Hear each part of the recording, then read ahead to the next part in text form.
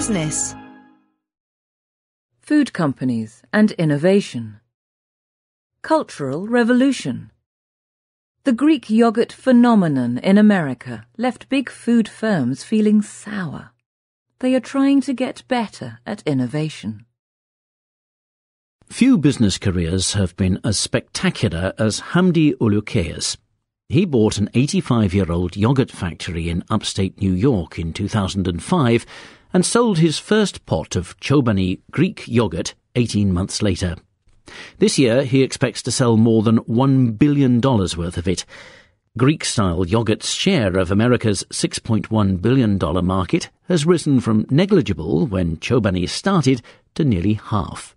No category changed faster, boasts Mr. Ulukeya, the sole owner of the firm that makes Chobani. His new take on an age-old recipe, which comes with a variety of added fruits, has survived the perils of youth. Now it faces the problems of maturity. Established yogurt makers, surprised by the Greek phenomenon, have woken up. Danone, the world's biggest, launched its Oikos brand in 2010. Yoplait, owned by America's General Mills, made a tragedy of its first Greek venture, but has come back with a new concoction.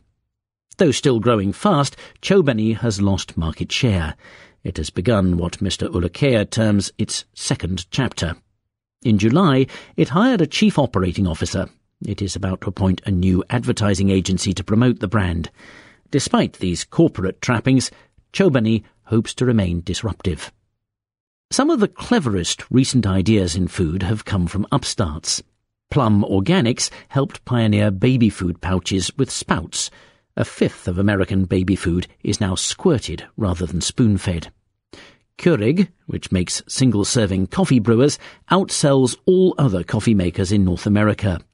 Innocent, a British firm, gave smoothies a lift by showing them off in clear bottles.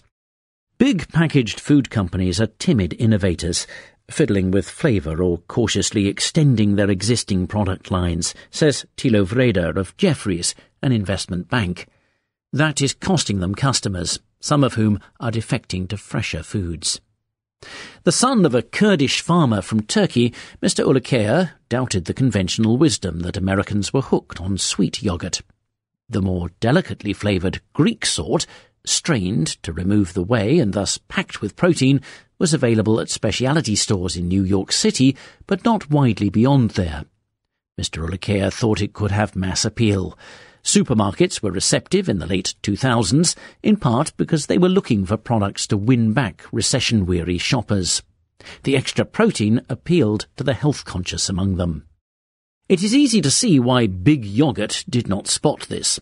Food makers had been wrong-footed by earlier health crazes like the low-carb fad. Making Greek yogurt is complicated and expensive. It uses 3 times as much milk per cup of finished product than the conventional kind.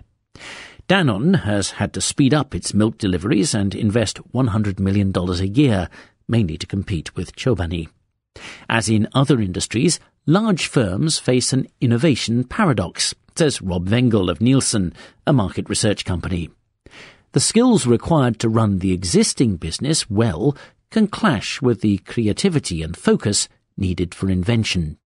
Giants often deal with the pesky innovators by buying them.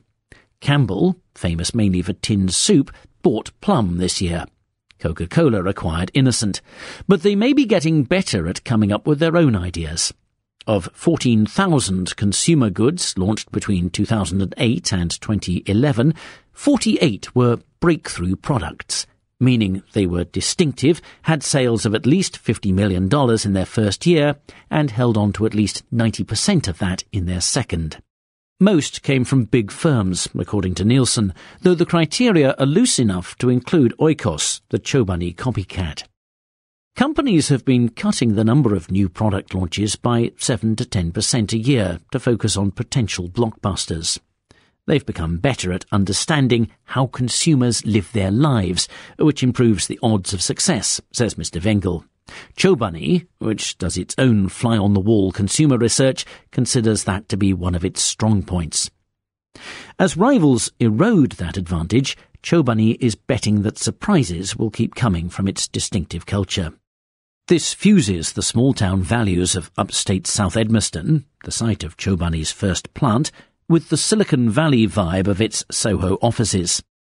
Unlike other gastro-entrepreneurs, Mr. Ulukaya says he has no intention of selling up. The planned investment in Chobani's brand should help the company launch new products and not just yogurts. The whole supermarket is our playground, says Mr. Ulukaya.